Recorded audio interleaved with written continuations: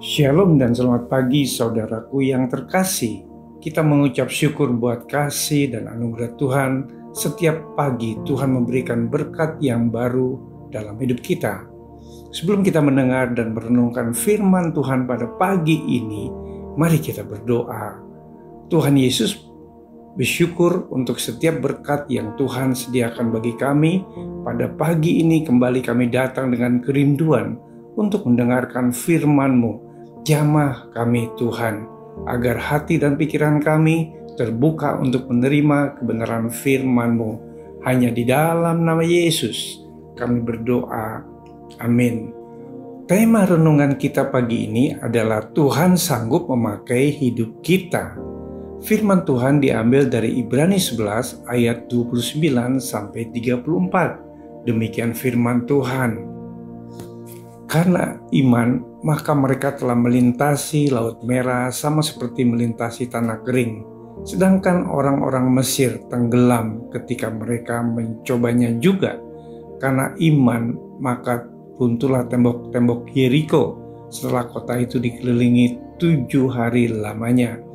Karena iman, maka Rahab perempuan sundal itu tidak turut binasa bersama-sama dengan orang-orang durhaka, karena ia telah menyambut pengintai-pengintai itu dengan baik.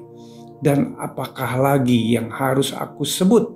Sebab aku akan kekurangan waktu apabila aku hendak menceritakan tentang Gideon, Barak, Simson, Yefta, Daud, dan Samuel, dan para nabi, yang karena iman telah menaklukkan kerajaan-kerajaan, mengamalkan kebenaran, memperoleh apa yang dijanjikan, menutup mulut singa-singa, memadamkan api yang dahsyat.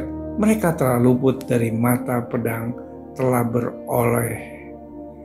Saudaraku sekalian, Yefta adalah salah satu dari saksi-saksi iman yang tertulis di Alkitab. Artinya, ia memiliki level iman yang bisa disejajarkan dengan Gideon, Barak, Simson, Daud, Samuel, dan para nabi yang lainnya. Ia dipilih Tuhan sebagai hakim atas Israel selama 6 tahun. Dan bahkan Alkitab menulis bahwa Yefta, orang Gilead itu, adalah seorang pahlawan yang gagah perkasa.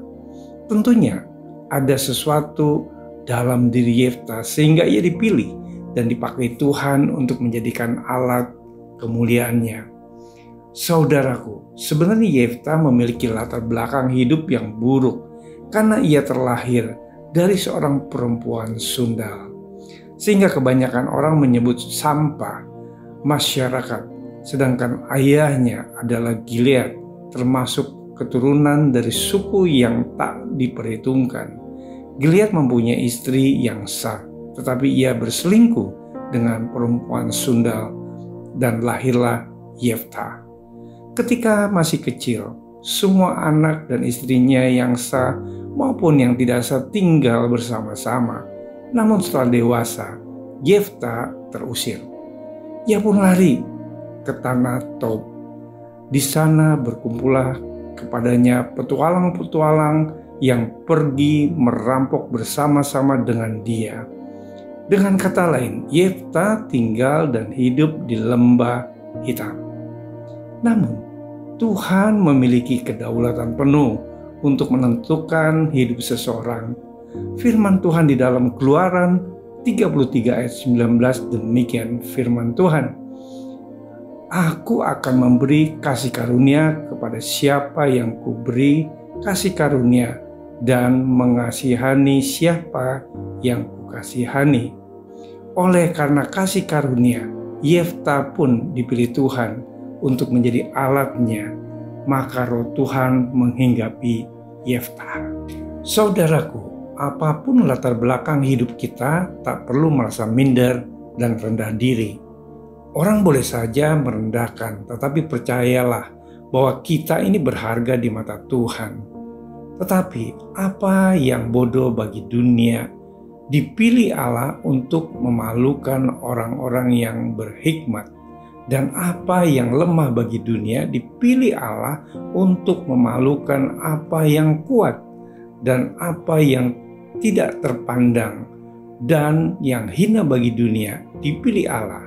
Bahkan apa yang tidak berarti dipilih Allah untuk meniadakan apa yang berarti.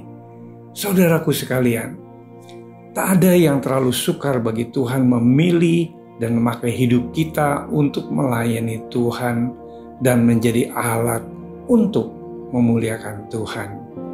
Mari kita berdoa.